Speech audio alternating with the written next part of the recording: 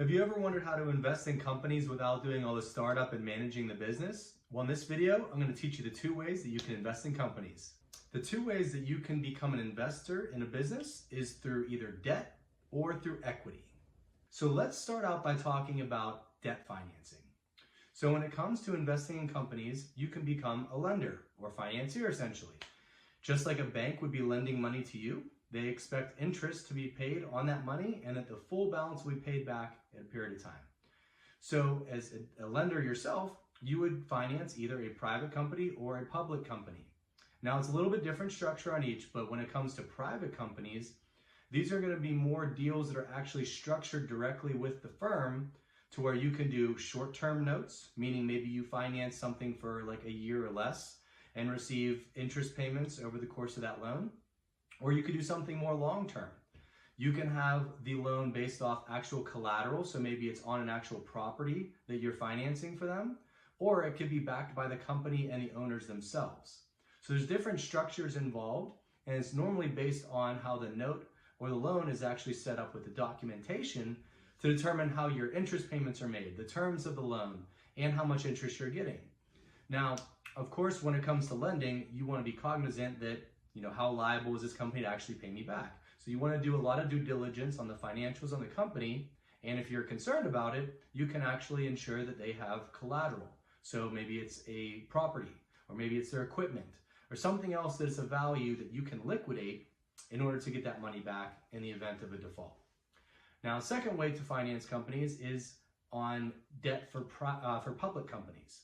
So on publicly traded companies, this would be your massive corporations that you see on CNBC going with the tickers across the screen all day. So just like small businesses, they need to raise money as well. So for instance, maybe General Motors, they need to build a new manufacturing plant and they need $500 million.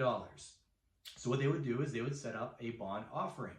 They would say, hey guys, we need access to this debt. We'll pay you back over a period of time. We'll give you maybe 7% interest. So essentially, you can lend them a piece of that bond offering that they're asking for and get interest on that money at 7% a year. Now, of course, that would be backed by the corporation itself. Now, any company has a risk of default, but the good thing about debt financing is that you would be paid out before the shareholders in the event of insolvency or bankruptcy for the company. So when it comes to debt financing, you have a little bit more protection. You could structure it in a way that protects you a bit more with your money, and you'd be able to receive either monthly or semi-annual, or depending on the bond structure, annual income. Now, number 2 on how to finance companies or invest in companies is through equity.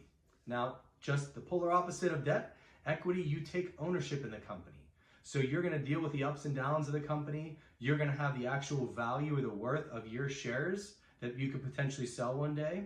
And you're supposed to reap the benefits of the company's profits. So you would get dividend payments or distributions from the company as an owner. So when it comes to private companies, you can invest alongside them and you would be entitled to any of the profits that the company distributes. So maybe they do it monthly or quarterly or once a year for a bonus. However they decide to distribute money, you would be entitled to that as an owner. It's a little bit different than a publicly traded company because you can't just click a button on your brokerage account and sell your shares to ABC Company from Pittsburgh. But you do get to reap the benefits of the growth of that company. So for instance, what you can do is find a local company, maybe they're doing revenue of $50,000 or $100,000. You can invest alongside that company, maybe turn it into a $500,000 company. You would reap all the benefits of that value because you would be now an owner in that company, and you would also be able to get the profits along the way. So this is a way that you can invest in companies locally and actually take an equity share in the business. Now the second option is by doing that to publicly traded companies. So this is stocks.